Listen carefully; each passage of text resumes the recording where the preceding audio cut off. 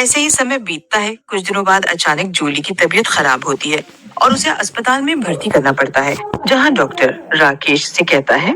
पिछले कुछ समय से इन्हें ये कैसी दवा की डोज दी जा रही है जिससे उनके गले में ट्यूमर हो गया है और मुझे नहीं पता कि उन्हें इस दवा की डोज क्यों दी जा रही थी। लेकिन डॉक्टर साहब, जूली की तो कोई दवा ही नहीं चल रही। लेकिन अभी समस्या ये है कि इसे ठीक कैसे किया जाए। आप आप दवा चलाइए, मैं पैसों का इंतजाम कर लूंगा।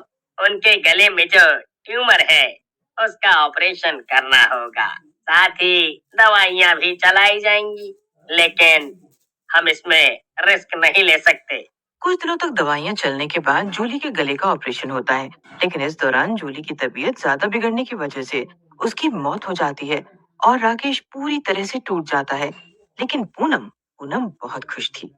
जैसे भी रास्ते का कांटा तो दूर हुआ। हर वक्त घर में भाभी का ही गुणगान गाया जाता था। धीरे धीरे समय बीतता है और करीब 6 महीने बाद एक रोज गांव की रामवती काकी शहर से लौट रही होती हैं। रात के करीब 10 बज चुके थे। जंगल के रास्ते रामवती घर जा रही थी। तभी उसे पीछे से गाने की आवाज आती है। पल पल न मारे टिंकू जिया, इश्क का मंजन घिसे है पिया।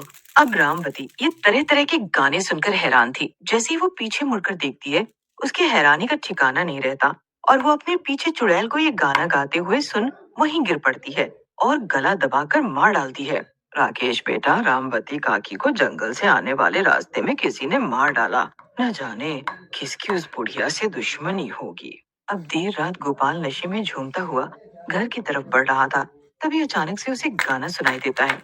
ओ मुन्नी रे, मैं तुझ में पूरी बोतल का नशा, है तुझ में पूरी बोतल का नशा, ओ मुन्नी रे।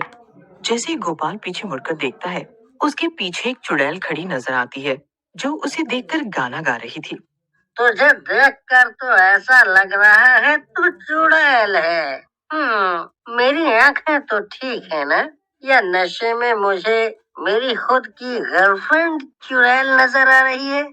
चल छोड़, तू कोई भी है, लेकिन मेरे साथ अंताक्षरी खेलना चाहती है क्या? तुझे देखा तो ये जाना सनम, प्यार होता है दीवाना सनम, अब यहाँ से कहाँ जाए हम, तेरी बाहों में मर जाए हम। वहाँ से वहाँ से मैं निकला और गड्डी लेके रास्ते पे, सड़क पे एक मोड़ आया, मैं उसे दिल छुड़ाया।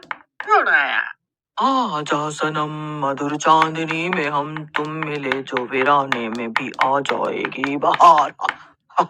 झूमने लगेगा आसमान। माँ से मार डाला, दैया मार डाला। तू हार गया, ऐसा कोई गाना नहीं है, लेकिन तेरी इच्छा जरूर पूरी करूंगी। अब तेरे मरने का वक्त आ चुका है। हाँ। गोपाल इतना कहकर जाने लगता है। तभी चुड़ैल उसका गला पकड़कर उसे दबोच लेती है और उसे मौत की घाट उतार देती है। अगली सुबह गांव में एक और मौत की खबर आने से गांव वाले हैरान रह जाते हैं। गोपाल की मौत से सबसे ज्यादा अगर किसी को दुख हुआ था तो वो थी पूनम। दरअसल गोपाल से पूनम प्यार करती थी। पूनम को कुछ भी समझ नहीं आ रहा था कि आखिर गोपाल के साथ क्या हुआ। गांव वाले इस मौत के बाद भी चुप रहते हैं और करीब 2 दिन बाद देर रात जब चंपा हैंडपंप पर पानी भरने आती है, तो उसे उसका पसंदीदा गाना सुनाई देता है। मूड आशिकाना है, घर नहीं जाना है, तूने ये कैसा जादू किया, तू खींच मेरी फोटो पिया। अरे, वो मेरा पसंदीदा गाना कौन गा रहा है? जरूर पूनम होगी। चंपा जैसे ही पीछे मुड़कर देखती है तो ये गाना उसकी सहेली पूनम नहीं, बल्कि एक चुड़ैल गा रही थी। और नहीं तो क्या, तुझे मैं माधुरी दीक्षित नजर आ रही हूँ। अरे चुड़ैल ही हूँ, तो चुड़ैल ही नजर आऊंगी ना। चल बहुत हुआ, अब तेरी बारी, तुझे भी अब मरना होगा। लेकिन मैंने क्या किया है? क्या तुम बाकी गांव वालों को क्या तुम ही मार रही हो? तुझे एक और गाना सुनाकर मारती हूँ। चलाओ ना नैनो के बाण रे, चलाओ ना नैनो के बाण रे, जान ले लो ना जान रे। इतना कहकर चुड़ैल चंपा का गला पकड़ती है और उसे मौत के घाट उतार देती है और चुड़ैल वहां से चली जाती है।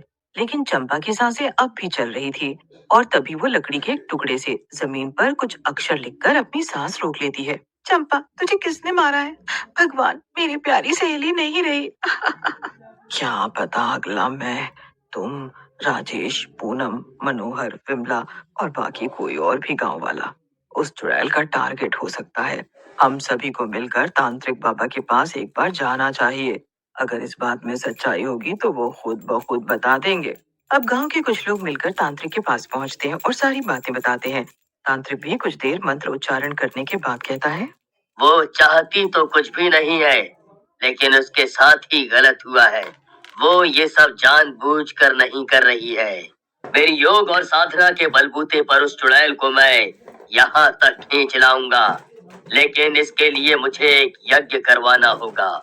तो फिर तांत्रिक बाबा इसका पता लगाइए कि वो क्या चाहती है और क्यों गांव के बेकसूर लोगों को मार रही है।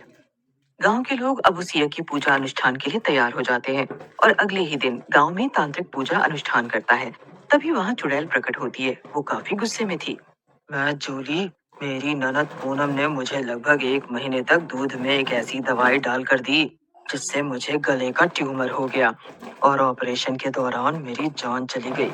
जिसने पूनम को ये आइडिया दिया था और गोपाल पूनम का बॉयफ्रेंड जिसे मैंने मारा है, वो पूनम को शहर से दवा लाकर देता था। पूनम जब सुनती है कि वो चुड़ैल कोई और नहीं बल्कि उसकी भाभी जूली है, तो उसके हाथ पांव कांपने लगते हैं और वो रोते रोते अपनी भाभी से माफी मांगती है। मुझे नहीं पता था ये सब पूनम कर रही है, लेकिन तुम्हारे बिना मैं जी नहीं पा रहा हूँ।